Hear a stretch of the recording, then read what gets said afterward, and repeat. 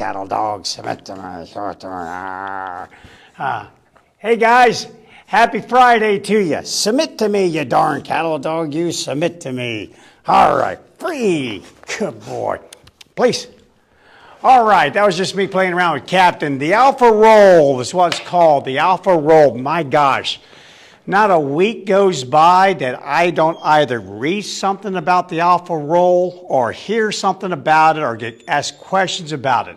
It's an age-old maneuver in which it is thought that if you roll your puppy on its back when it's young, or you roll that adult dog on its back when it's older, of course, that will enable you to exert your superiority. In other words, look at me. The fact that I can roll you on your back, that means I'm the alpha. And I guess the idea behind it was to achieve some sort of global superiority. That by just doing that maneuver, your dog would think, oh, Bryan is indeed the boss. I shall do his beck and call anytime he asks because he's the alpha. If that's what you're thinking when you roll your dog on your back, you're wrong. Completely and utterly wrong. So I don't understand why we keep doing this. All I can think of is that we just don't have the proper science behind it. People aren't educating themselves on it. But let me kind of explain to you real quickly here why you should never do an alpha roll. In other words, roll your dog on its back because you are trying to control your dog, trying to create that superiority over your animal. And here's why. First of all, the dominance is not an individual trait. You're not born dominant. I've gone over that before. You're simply born with the ability to be dominant. You're either bigger, faster, stronger, or more determined than the guy next to you.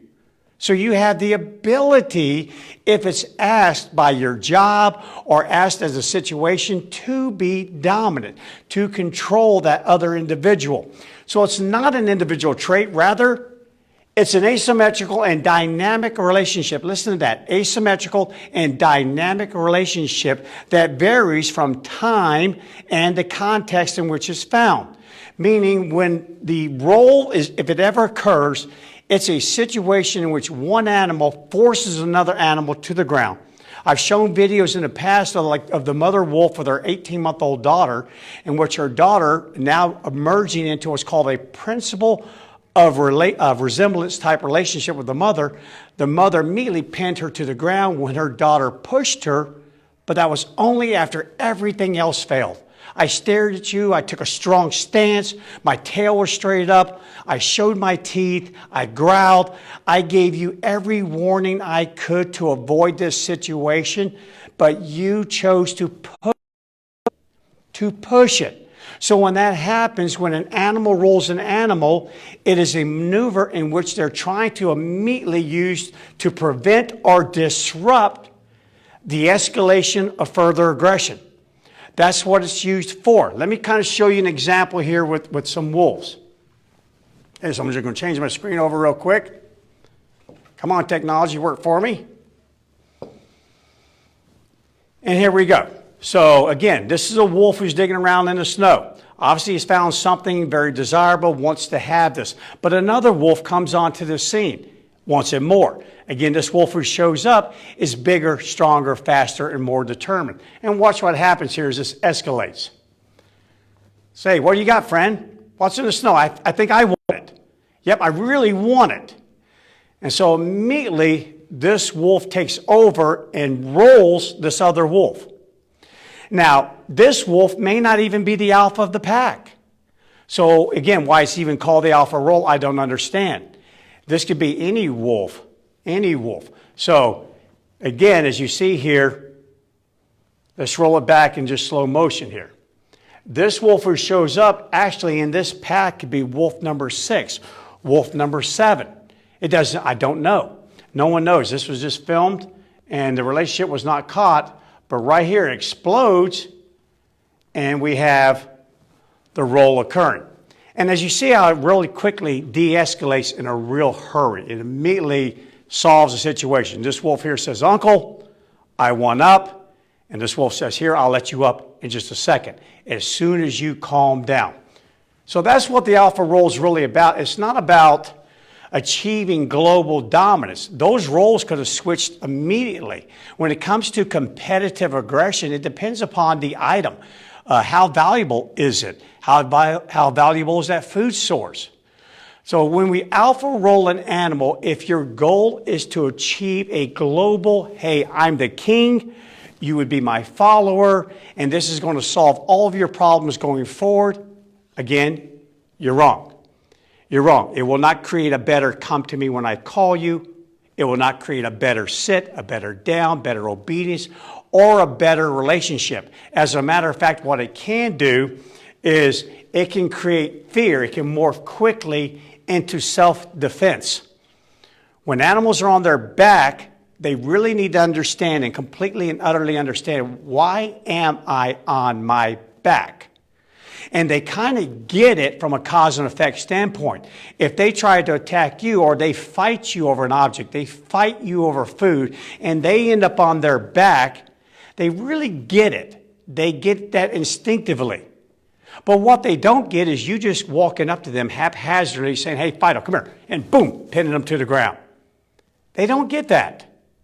And it can be very confusing with the belly rubs. So one minute you're asking me to roll on my back so you can rub my belly. And the next minute you're rolling me on my back forcefully. If the animal can't interpret, what did I do? What signal did you send me? Could this not have been avoided? I really didn't need to be rolled onto my back because I would have said uncle, or I would not have done that behavior had I known. And confusion is one of the first ways I know of, and one of the greatest ways I know of, to create fear in an animal. So your goal to achieve, again, that global superiority, unfortunately ends up with an animal who is very fearful of you because I don't get you. I don't understand this. Wow, being rolled on your back forcefully, again, not animals learn. And again, even from that standpoint, when you do belly rubs, I've never taught that to a dog, ever achieved that with a dog that had ever had that done before, had never had that done before, that wasn't just a wee bit fearful at first. I mean, even when I've done that with Captain, at first it was, we good? What are you doing to me? What are you doing to me? Oh, wait a minute. Oh, stop. That feels pretty good, actually. Yeah, they have to learn that. You can learn to be afraid. You can learn to be calm. They have to learn that because from an instinctive standpoint, being rolled on my back, forced on my back, wow, there's something big time happened, some sort of aggression. Now I'm on my back. I'm in a defensive posture. I'm using my claws. I'm trying to fight back. So again, I don't understand it, but if you're trying to do the alpha role on your dog, don't. You're not a dog. They don't get it. They're never going to get it. I just wish it would go away. Never do an alpha role on your dog unless you absolutely, positively have to do it to a dog to save yourself. You're possibly being attacked, but even then, I've written in books, don't even do it at that point there. I have no need for it, and I hope you don't either. So that was the alpha role. If you guys have any questions on it, you know where to send them to me. Send them to Bryan with a Y at tamingthewild.com. Or you can just drop them down into the comment section of the Facebook Live feed. And if you found this information beneficial, I'm always going to ask you, please share it. You'd be surprised who needs this information, who might be doing an alpha role on their dog when they really shouldn't. Okay, guys, enjoy the rest of your day. Be safe out there, and I'll check in with you guys tomorrow.